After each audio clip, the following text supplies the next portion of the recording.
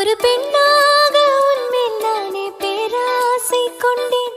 உன்னை முன்னாலே பார்க்கும் போது பேசாமல் நின்றேன். எதற்காக